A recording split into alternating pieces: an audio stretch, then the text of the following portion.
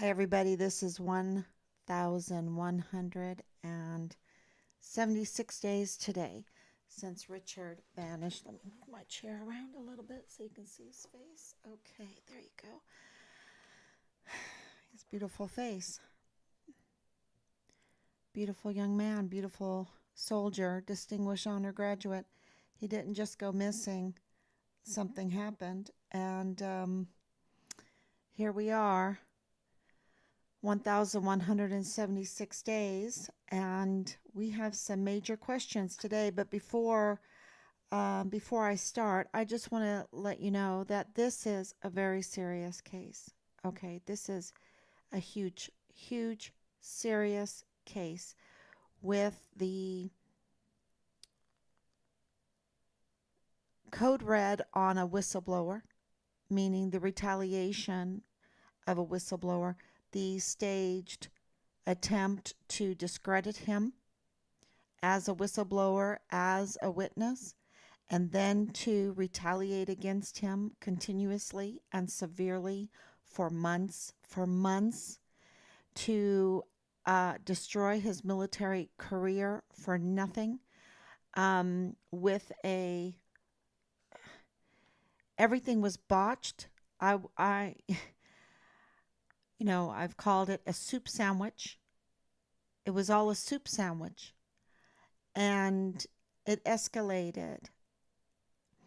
It escalated in July of 2020, where they decided they had to take his life. So a code red that escalated to murder. And today in Huntsville, Texas, um, a carjacker uh, was executed for killing an elderly woman in a carjacking gone wrong. It happened over a decade ago, but today he was executed. It brings chills to anybody who says it. He was executed by lethal injection, and I think I have his name here, Jediah Murphy. And so the state of Texas, praise God, they don't mess around. Um, there were questions in the case, but they had enough. They had enough, and they knew that it was enough. And today, they executed Jediah Murphy for killing an elderly woman while carjacking her possessions, theft, committing this crime that escalated. And if Texas, it gave us some hope in this case, because if Texas will follow through with accountability to a disgusting crime as that, um, you know, I we all have our mothers, we protect them. To see someone kind of like that Dillard's guy, the Dillard's guy with all those purses, all those Coach purses on his arms. Um, he was so out of control in what he was doing that he could have hurt my grandchildren. He could have hurt my mother. Um, Praise God that we were on the other side of the counter than him, and therefore a little bit protected. But the shock of it, and anyway, I just want to say that if Texas is going to go through with it, thank you. But also, I want to say to everybody that has participated in the murder and the cover up and the retaliation of my son that this is not a game. The knocks are coming. We're getting institutional help here now. And because of that, we have some extra breaking news to share. Every day is breaking news in This case, it seems like it. I might be over exaggerating a little bit, but it really seems like it. Every day, breaking news that here over 3 years later, and I'm still shaking. I have chills.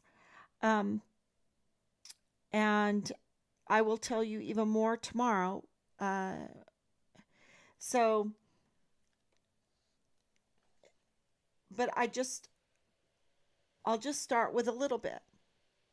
Um, we all know that we were told that Dallas Hart was not in the area, that he did not know Richard, that he was not Richard's platoon leader, being a first lieutenant, the same rank that a platoon leader is, that it didn't matter that he was removed from the military, that the special agent, CID special agent Tavita Nusa, lost his badge and he was removed from the military, that, Dallas's mother was tampering with our son's file there at the CID, and video missing video, and I should go on Facebook to make sure that I'm on.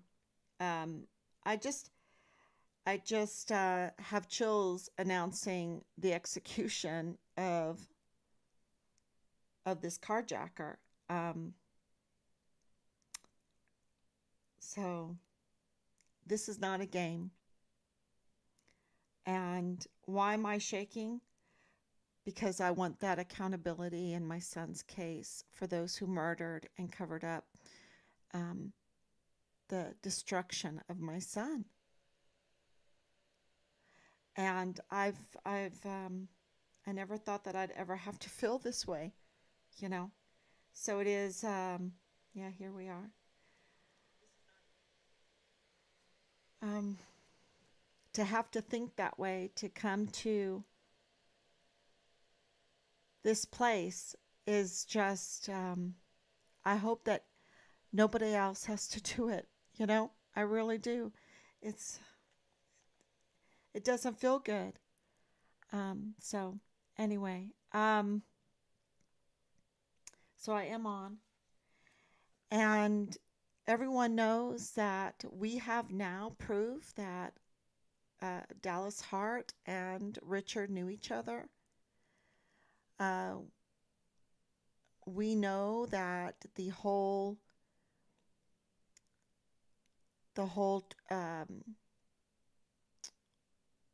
travel voucher is a fraud. We've had several people that are very, very professional analyze it. It's their job. They've had to sign hundreds of them, if not thousands, of these travel vouchers, and it's a fraud. 99.999. Um, there is no orders being shown. Easily, the Army, in this case of the Vanessa Guillen first absent soldier, you would think that they would try to protect the platoon leader of Richard by showing the orders, right? Bringing forth the platoon leader. You think that they would want to do that they would want to do that to the public. Um, so, you know, everything on Dallas Hart, that he was removed, that he has been accused of incest with his brother and his father by his own mother, not me. Not me. I don't know anything about that, but his mother has an FBI and CID notarized criminal complaint while he was serving as an officer in the United States military.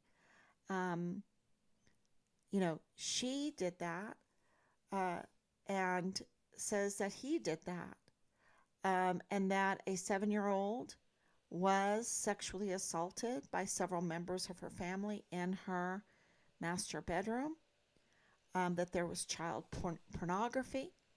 She also said that when he came back in 2019, he rushed over to her house and he was looking for child pornography.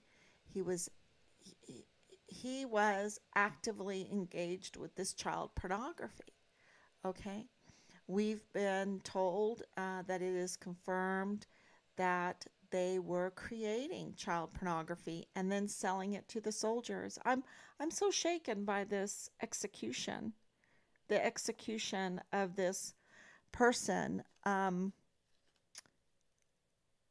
it's not shaken because don't agree with it. That I'm not glad it happened. I'm very glad it happened, and that's why I'm shaken. I never thought I'd be glad that an execution happened in Texas. I'm very shaken by the whole thing. Um, I'm shaken by the fact that I'm I'm glad because it gives me hope that accountability will come in our son's case that knocks on the door, and I truly believe it that because I'm about to tell you something. I'm about to tell you the breaking news. Um, so Dallas Hart, his whole story has crumbled, and we have more than enough. I've just told you just a little bit. We have more than enough to give to a jury and for the jury to convict him. Okay. So that is very important news. And you know that the CID kept all that information from us, kept the information from us that Richard was a whistleblower, that that was an act of retaliation what they did to him. They tried to excuse it, and there was no excusing it because on July 9th, uh, an agreement was made in the court by the prosecution or the state that they had nothing on Richard. And so the bottom fell out of all of their excuses for the retaliation. And so that I think contributed to the decision to murder him, to make that code red a murder instead of a retaliation. And so that is a very pivotal date on the 9th of July 2020. That happened. The bottom fell out of their their legal excuses to uh, destroy Richard, and so they would be held accountable.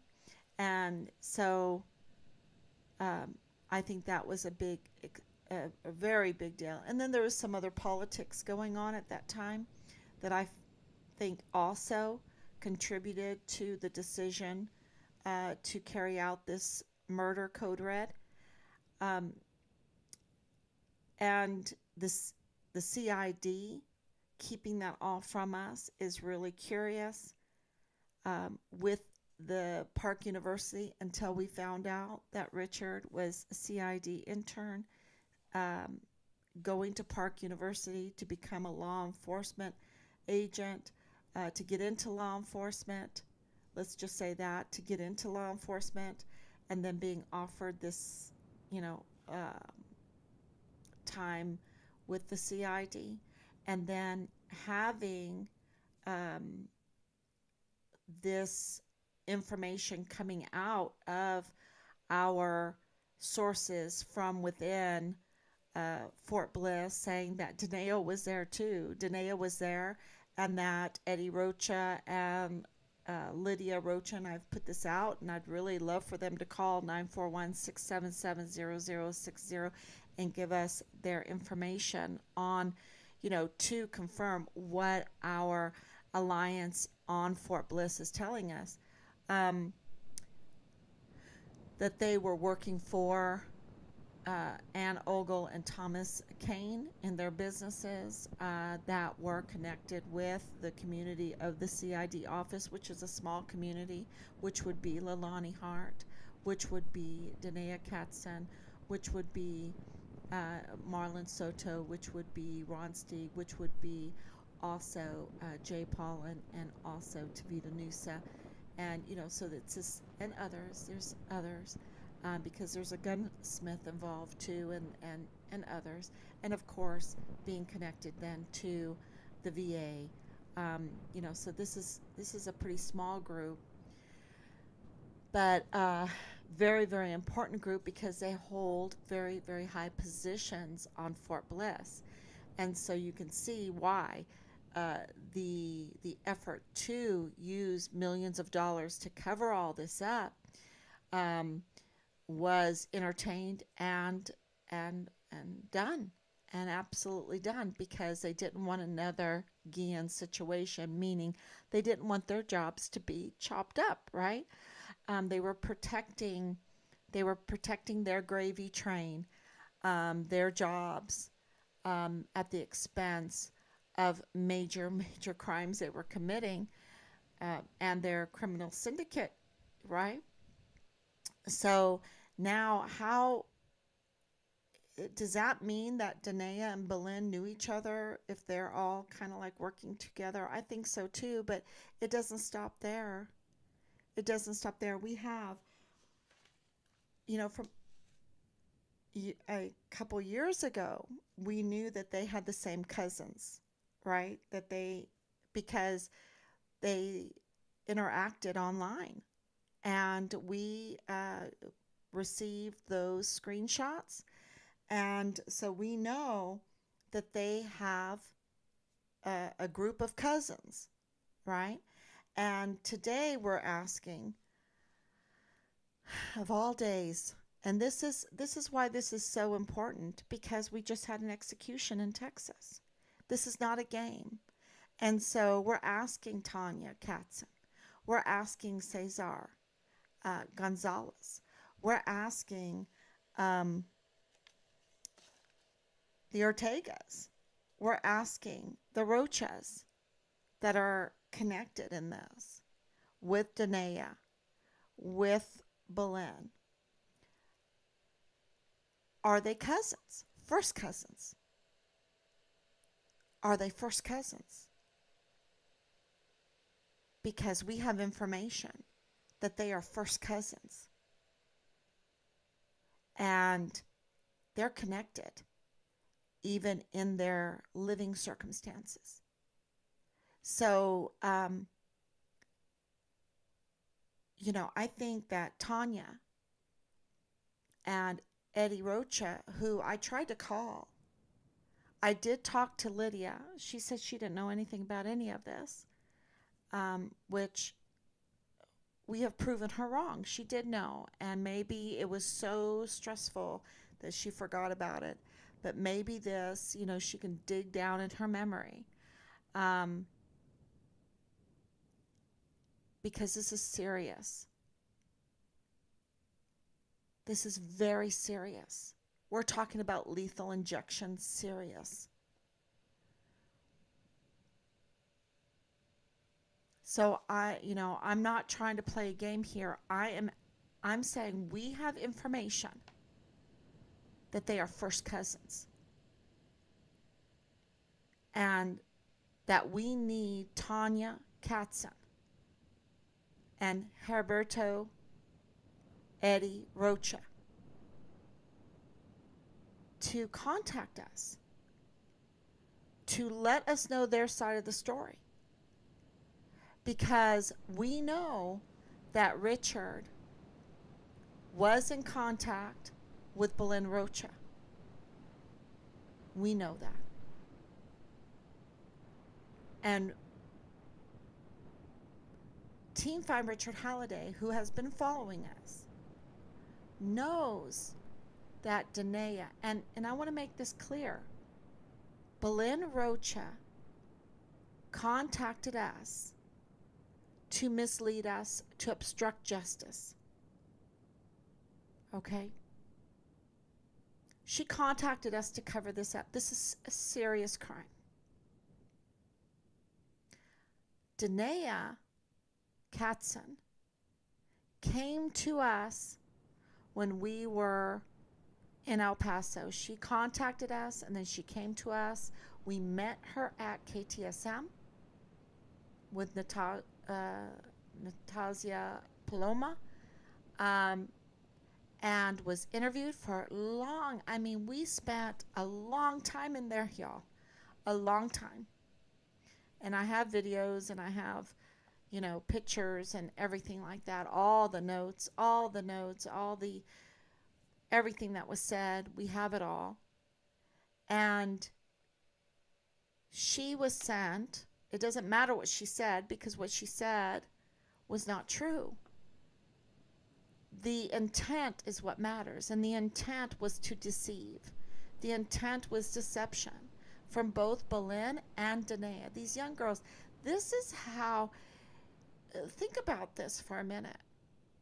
You have older, seasoned criminals that, in order to protect their gravy train, will endanger two young females to do their dirty work, to send them out, to give them, oh yeah, we're going to protect you or whatever. This is what I need you to do. Otherwise, I don't know what they said to Belen and what they said to Dannia to get them to obstruct justice, to get them to deceive, to groom them into criminals. These are young. I don't even think, I think Belen just turned 20, right? Or like in October. So she's just 20. And Danae's in her 20s. And look at what they're facing. And their cousins, their first cousins, they are known to each other. And the lies and the deceptions to cover this up, what are they covering up? They're covering up the murder of Richard, of an active duty whistleblower soldier. That's what they're covering up. This is a lethal injection type of crime. And we have even the parents not coming forward to defend their children. Richard is in his 20s too, if he would be alive. I'm defending him. We're putting our life on the line because let me tell you, if they're going to do this to Richard, they are killers. What makes people think that they wouldn't try to kill us or our loved ones or others? And these same people that killed Richard, in order to preserve their, because so many of them, I'm going to tell you, they've declared bankruptcy. So, for money, they're going to put their children in danger like this, not only in their professions, but in a case of a whistleblower soldier that was code redded, and they are putting their children on the front line. This is kind of like what's going on in wars, right? Where they put the women and the children in front to let them take the bullets and the bombs, let them commit the obstruction of justice, the deception, the legal terms that I don't even know, but there's so many of them in this case because just, the PI that came in, he interviewed Dannia and Belen and nobody else. Dannia and Belen, because they set them up. They set these young girls up.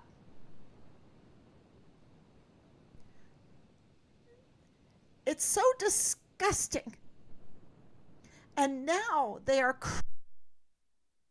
have records, and they are in they're just becoming adults, and they already have these long criminal records, and now they're participating.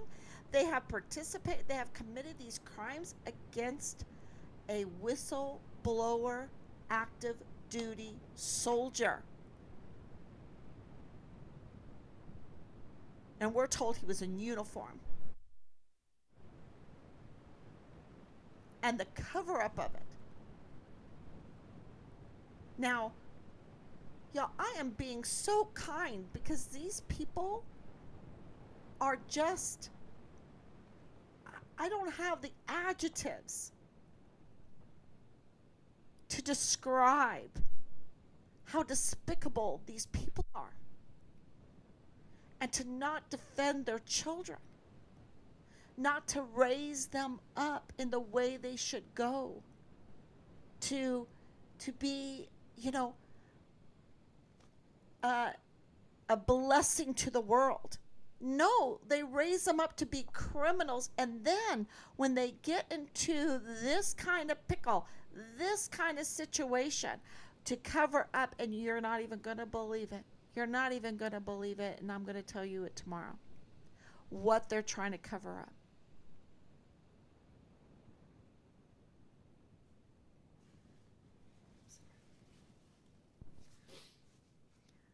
Um, did Belen and Dannia commit an atrocious crime? Yeah. Yep. Now, when they were 5 years old, they didn't say, okay, I'm going to be a stripper. I'm going to be a con woman. That's what I want to be when I grow up. Just in a few years,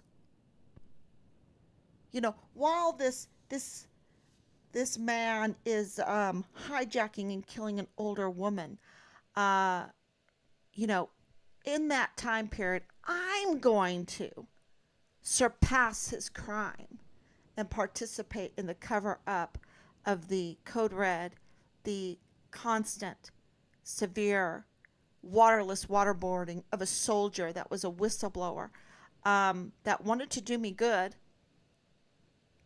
but I had to be a Delilah. I had to be, because that's where I was being groomed. That's what I want, right? I don't believe they said that. I don't believe they said that when they were 5 years old. I think they've been set up.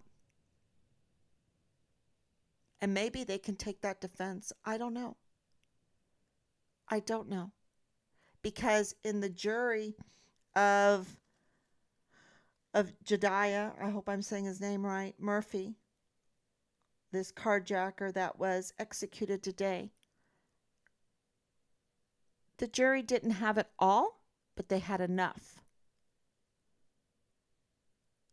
And I think when it comes to Dallas and Belen and Dannia, and I'm not saying that, because I don't know what the penalty is for doing what they did, because, they have to weigh it out. But I'm saying that Texas is serious. And I think there's enough there. And when I tell you what I know tomorrow about the connections, um, I just want to give a day for people that might be listening right now, to let Belen know, to let Danae know that I'm so sad they've been set up like this in their life, that they've been hypnotized with this kind of evil, groomed, because there is a better way. But there's no excuse for what they did, because now my son is dead. Um, and he was a whistleblower on top of that, which makes it very serious. And he was a U.S. Army soldier on his home, not in a war zone, at home. And I know for a fact that they say, if you see something, say something. He saw something. He said something. And instead of them cleaning up their act on Fort Bliss so others wouldn't get hurt, so there wouldn't be opportunities for whoever is behind Belen and whoever is behind Dannia, because this is the media also participating in this. Okay? The media did not do their homework and they participated in this.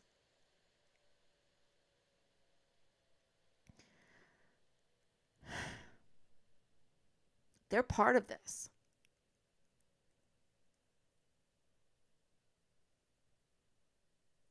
So what we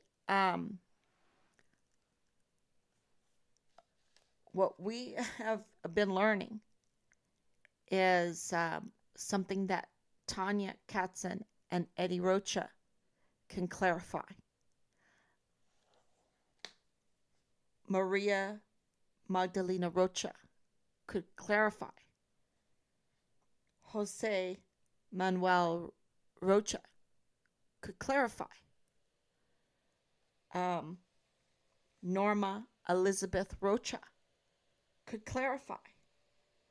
Monica Aranda Rocha could clarify. Jose Manuel Rocha Jr. could clarify. And I think it needs clarification because today Texas executed a carjacker. And this is, we're getting this information because we have institutional support. And when is enough going to be enough for these people to realize they've been played? They've been played for a business plan. And not for them, because look, these people, so many of them were desperate. They had declared bankruptcy, but they've been played. And yeah, so I just want to give a day where they can clarify where to go. They know where to go.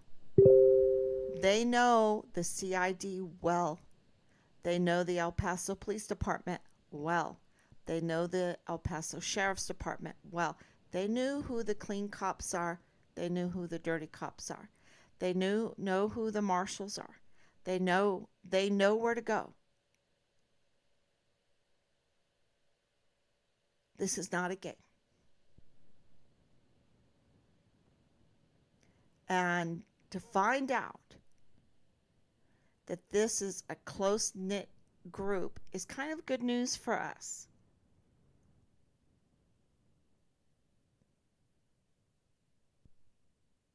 Because that means we can get DC institutional help, and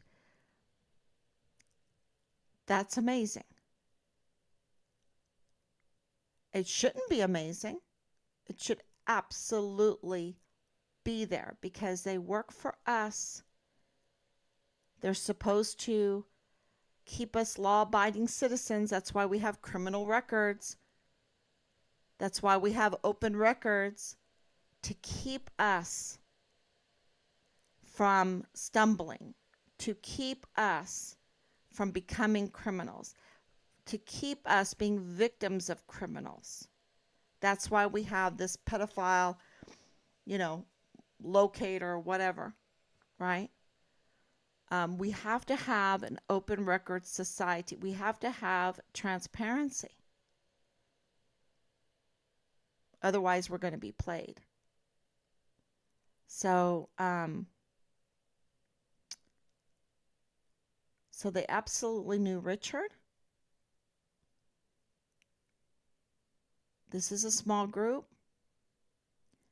And if I wasn't so sure about it, I wouldn't mention it. Um, but if there's any chance at all that it's not true, I want to give them an opportunity to come clean. Um, because the institution already knows who's who.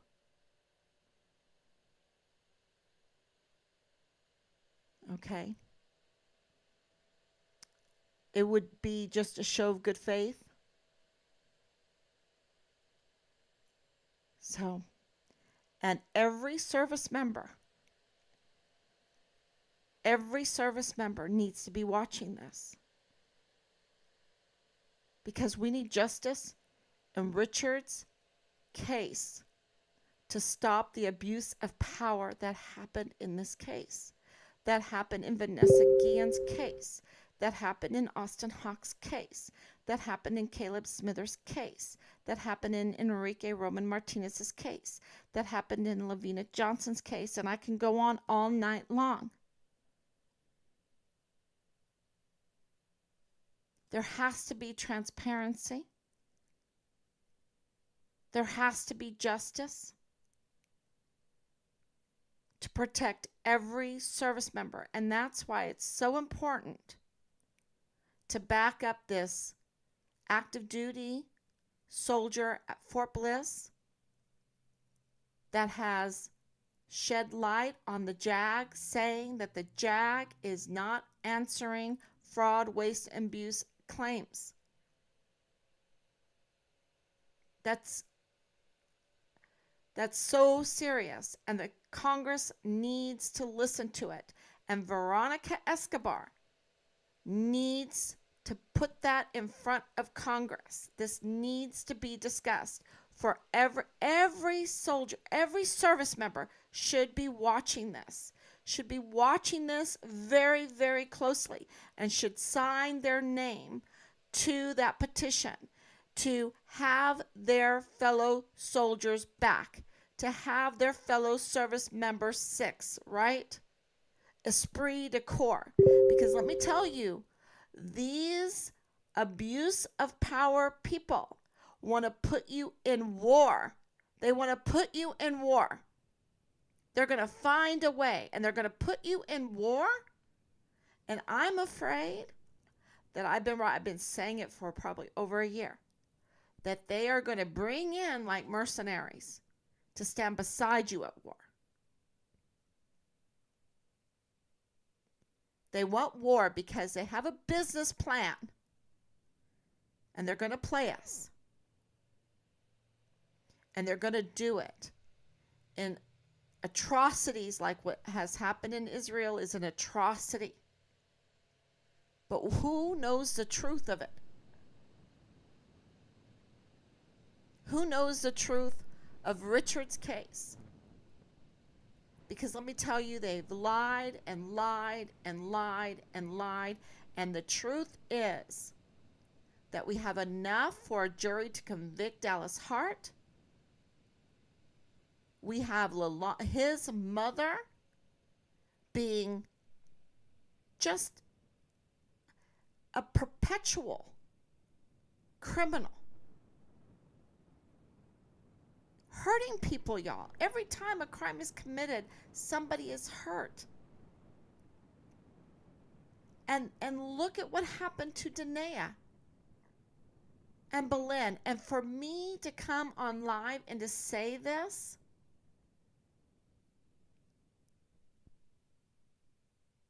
I'm going to need your prayers. We need your signatures for that soldier, but we also need your prayers for Team Find Richard Halliday.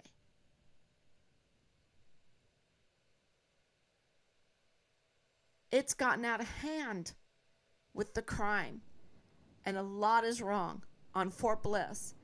And it's so wrong that Major General Eisenhower is impotent.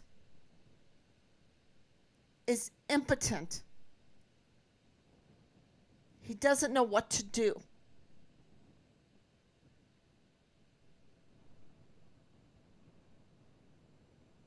This is a 2-star general that is allowing Leilani Hart, a convicted criminal, over and over again, and just in, what was it, March of 2023, accused of assault. In 2022, accused also. I mean, over and over again. It's like monthly, my monthly crime, my yearly crime. I think it's just perpetual,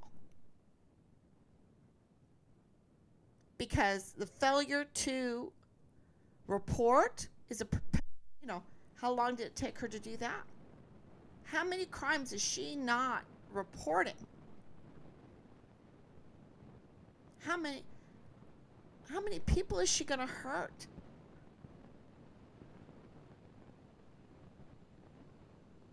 And when does it become that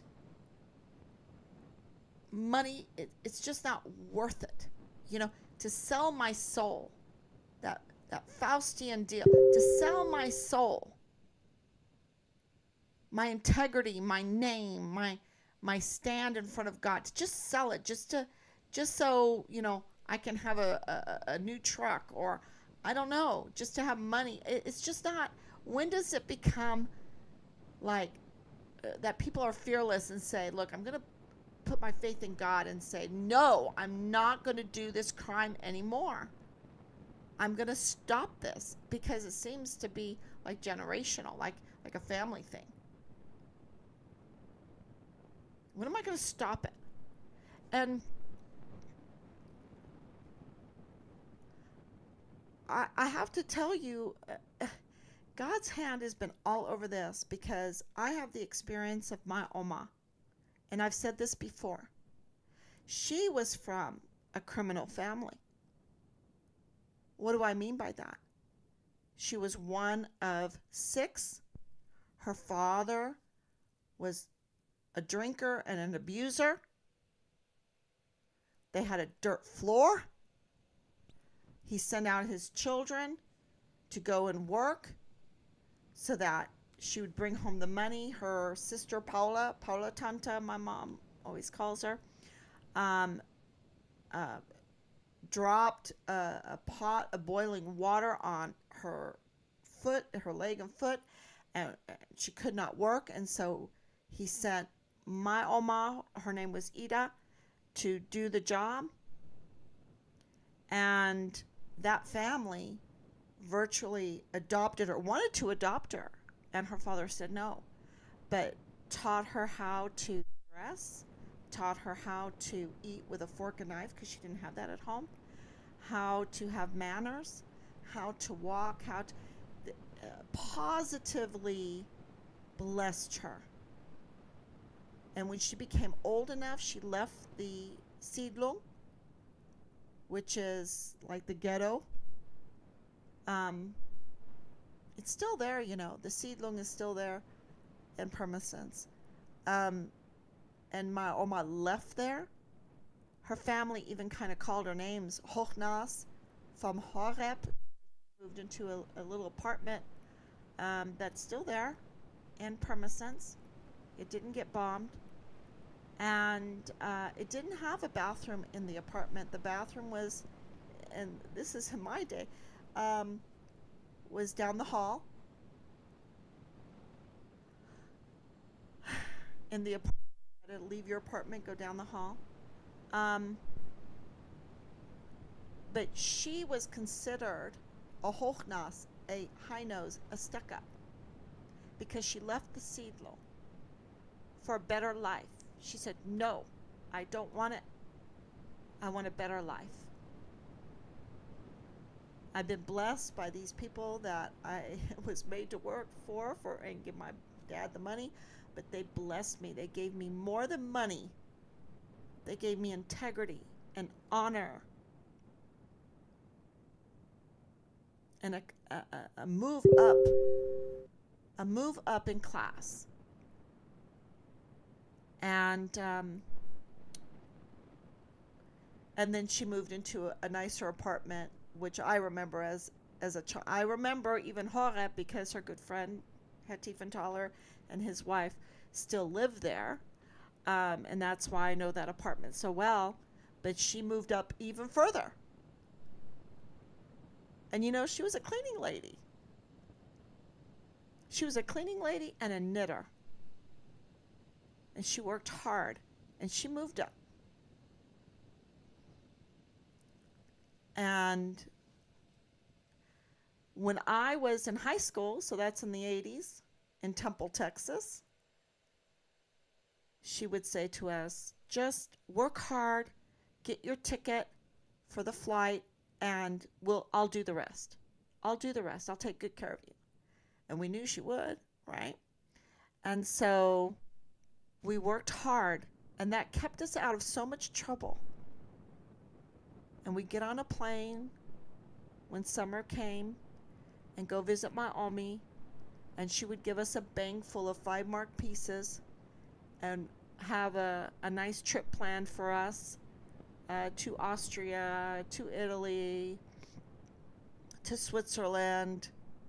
A lot of times Austria. She loved Austria. And we would go there and have the time of our life. They weren't the fanciest kind of vacations, but the time of our life. And that's how I learned German. And come back, and she did that all on a cleaning lady's wage. And she, in her apartment at that time, she didn't have a dishwasher. She didn't have hot running water, not even in her bathroom. She had a big one of these big water heater kettles where you put the wood and even cardboard. We'd use cardboard to start the wood fire and heat up the water, and we'd have about this much water in the bathtub. But oh my gosh, we had great times. And what that taught me is, if you have integrity and honor and a joy of life, the joy to do good, and that you're very giving. She was so giving. It's far better than being part of like a criminal syndicate and having a fancy car. She never had a car. She didn't know how to drive. But she didn't want it. That would be too expensive. She had other plans. 14 times to the United States for months at a time. And when she didn't come, we went there. So I hope that story, and of course, this lady right behind me, Theodora, who, had a terrible life. There's no excuse. You can move up. You can do it. Is it easy? It's not easy, but you can do it. And it's through those lessons that at the beginning of all of this, when people were twisting the narrative, putting false narratives out there, smearing Richard, just Belen saying what she did, Dannia saying, because Dannia is very, very good at being a con lady. Very convincing. She's probably the most convincing out of everybody. More convincing than Jay Paulin. More convincing than Captain David Park. More convincing than Lieutenant General Sean Bernabe. More convincing than CID Special Agent in the lead, Marlon Soto. She was more convincing than any of them. But not convincing enough.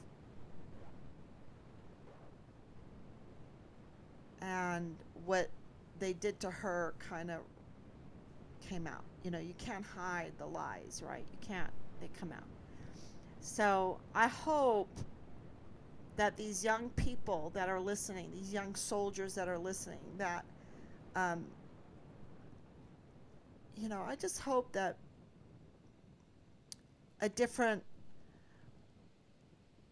that we can give them hope too, that we're going to get accountability, that they have an opportunity to stick to their gun, honor their integrity, honor their name. Uh, think about that anyway, to even think about it. It seems like we never even think about our legacy. Uh, but,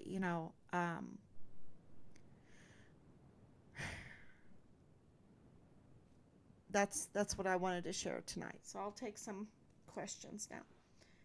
Okay, prayers for you, Miss Halliday. Oh yeah, I'm very shaken by being happy about this execution. Yeah, thank you. Danielle, thank you. Grace, thank you so much. Thank you for coming on, everybody. And, I'll be back tomorrow. I know that these three that are on here that are fearless, absolutely fearless Team Find Richard Halliday followers, fearless Team Find Richard Halliday, because of all the information that they share, um, and I'm sure that they've had to take some harassing, absolutely, because every one of us in Team Find Richard Halliday has been harassed and even threatened. So yeah, so I'm very, very grateful to them for being that strong. And they know that they're probably like, what? Their cousins, their first cousins? Yeah, yeah, that's what it looks like. Let's give them a day. And there's more, y'all. There's more. There's a lot more. Brace yourself, because this is connected to another case. This is connected to a big prosecutor. This is connected to millions of dollars. This is connected to a business plan. And yeah, yeah. And for that, they're going to put as their human shield Belen and Dannia. Yeah, let's let them.